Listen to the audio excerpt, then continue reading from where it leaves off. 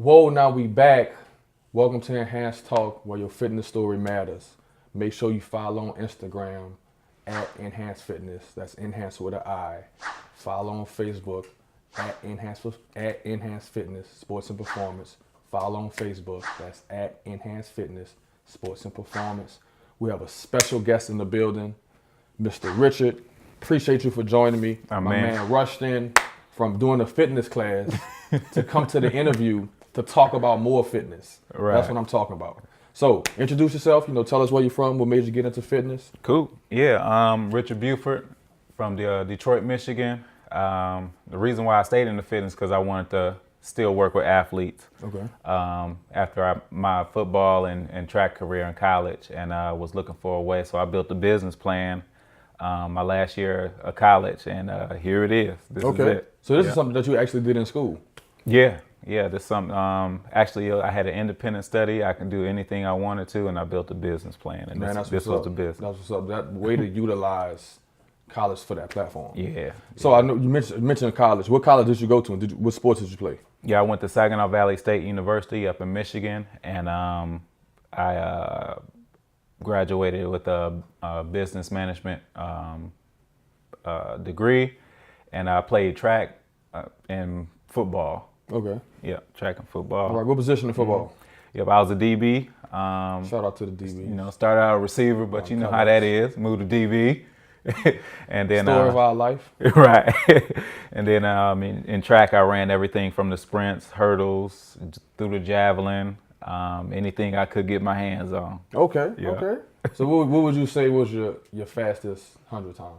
Fastest 100 time? Actually, I stopped running 100 after my freshman year, just because I had hurdles and also the 4x1. But I think my fastest high school, I was at 10.7 at the time. Okay. But I know I got faster in college because, my 200 and 400 got real fast. Okay. Yeah.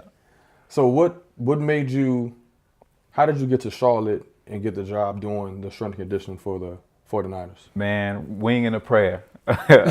Just take a chance on myself. I quit my job up in Michigan. I was a campus recreation director.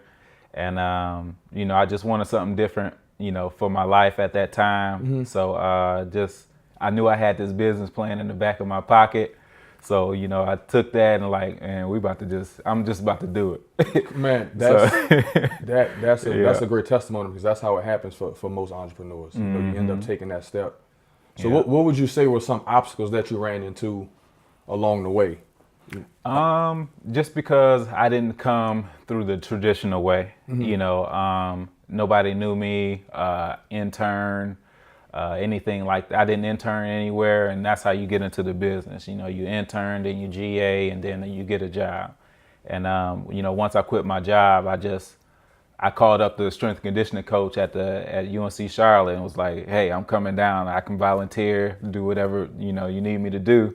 And things just started falling into place. So, Wow. It happened real quick. Taking that step out on faith and trusting the talent that you have within yourselves. Yes, sir. So what were some things you learned as a young volunteer? Can't even call you intern. So what was one of the major things you walked away with prior to becoming the actual strength and conditioning coach? Just about planning and communicating with coaches was the big thing, because they have no idea, what you're doing, why you're doing it, but all they know is that a kid is tired on the court, Mm-hmm. So you have to plan for that and stay one step ahead. Like the kids that don't play, you got to get them in there and give them extra conditioning maybe the day of the game, because that they're not going to play. So. Okay. Just little stuff like that. And plus, I was a track and football guy, and those were the only two sports that I didn't train.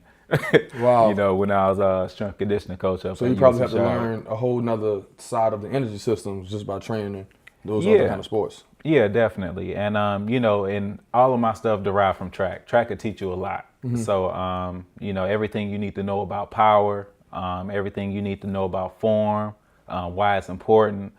Track could teach you that, and especially doing something technical like the hurdles. Correct. Everything matters. As far as like placement of your body. So, it's good to have that backup of knowing anatomy and physiology and everything like It that definitely while does. you're doing that. It definitely does. So what, now do you have any let's just say non-athletic clients? Do you have any? Oh yeah, So definitely. what would you say is the biggest difference in training, a collegiate athlete and a stay-at-home mom, I would say? Actually, in my business, I treat everybody like an athlete. Okay. You're just a former athlete. Correct. You don't know it. Maybe you're a professional Foursquare player. But you're a former athlete in my eyes, and everybody wants that ripped abs and blah blah blah. But athletes have that, so why not train like an athlete? You know what I'm saying? Okay. So I treat everybody like an athlete in my program, whether they're a stay-at-home mom. I have a 65-year-old that's coming up on deadlifting 180 pounds, Talk stuff about like that. Yeah, Right. Yeah. So reverse her osteoporosis and everything. Her bones are stronger just by getting out there and working out. So And osteoporosis is a bone deficiency. Yeah. For those of us that are watching that didn't know that. And usually when you get older, your bone levels start to drop. Yeah, more Just to brittle. slide that educational piece in there for a second. Yes, sir. All right, so back to the athletes now. So what would you say is your main style of training? Do you go circuit? You mix a lot of circuit in with your strength training? I give them what they need. If they need to get their VO2 max up, if they need to be more in shape, I give that to them. If they need to be stronger through a movement like a squat or something like that, I give that to them. It just depends on that athlete, and I really do tailor it to what they need to make them better. Gotcha. Yeah. All right. What do you do with kids coming from high school who, let's just say, didn't have a great strength and conditioning program? Their form is bad with squatting or power cleaning or hang cleaning. Yeah. One of the major lifts. How do you go about working from scratch with that kid, getting them with using the right form? Well, that's what you got to do. You got to break it all down back to the beginning. I do this with all of my clients. I have a foundation training program where I teach them how to engage their core, how to have their back, how to lift stuff properly. Okay. Just picking up something off the floor, somebody can get hurt. So, that's what I teach them from the ground up. Gotcha. I put them on the ground first. The ground will teach you a lot of things about a person, and how they move. And, if they can get up, sit down properly, stuff like that, you got to pay attention to that because that all goes into athleticism. Definitely. All right. So with you being a former athlete, do you still work out yourself? Are you still doing your athletic workouts, or do you just kind of, Yeah, I still work out, not as much as I want to. Just because you have a business, your downtime, you got to work on the business, Okay. with the marketing and stuff like that. But I still got it where it count. Ain't nothing wrong with that. I ain't no easy win now. That's an important piece that you said for the listeners is that, being that you're in the field, you still don't get to work out like you want. So it's still, Right. It's a balance that you would have to say, Yeah, so definitely. do you sacrifice, let's just say, some meals because you're not working out as much?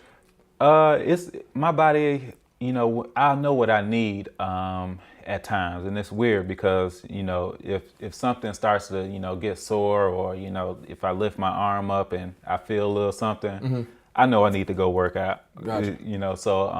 So I do that. I wake up at 5 o'clock every morning to train clients, and maybe like after that client, I'll do a little something with them, or after I work them out. Okay. So Okay. I've been staying on it and to get my own thing in. All right. And how many times a week would you say you work out if you could, per se, in the perfect world? Yeah, I mean, essentially, I work out every day, but I've spent the last 20 years of my life, in the gym and playing sports and stuff like that. All I really need to do is maintain what I have and expound upon that. I can still squat like 450 pounds and blah blah blah, but it's I have a reserve. Gotcha. So to say, I've been doing it for a minute, so you're able to not touch an the easy right win.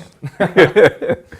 And you also touched on the topic when you said you work out 7 days a week. Another thing for people at home, you actually you don't have to, working out isn't physical all the time. Some days you can do reading is a side of a mental workout. You can do yoga, a side of stretching that's not always physical. So just keep that in mind when you're designing your own programs at home and fitting it into your schedule. Because you can see with a fitness professional here that you can't always work out when you want to.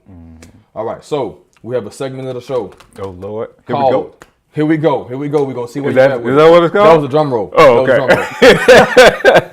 The segment of the show is called Fitness Freestyle. Okay. So being a fitness professional, this is what I'm gonna do. Okay. I'm gonna give you a situation. Okay. And you're gonna have to name as many workouts as you can from that situation. Name as many workouts. As many workouts as you can. No, this is not the situation. No, I'm just saying like. So for example, like exercises. Yes. Okay. So for example, okay.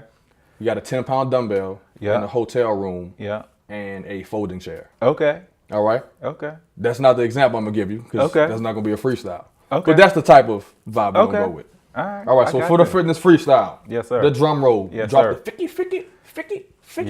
Yes sir. All right. You have an Olympic barbell. Yep. A kettlebell. And a yoga mat. Go. That's all I need.